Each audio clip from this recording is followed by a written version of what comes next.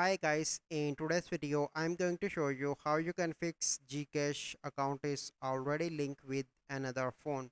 So basically this issue happen if you need change your smartphone from old to new one and you do not unlink your Gcash account with your previous smartphone. So once you are on your smartphone, first you need to do is to unlink your Gcash with your current smartphone. Once you unlink, then you need to simply go onto your new smartphone and you need to open Play Store and download the Gcash. Once you download the Gcash, you simply need to open this app and you need to enter your number, and after that you can easily use and you not face any issue.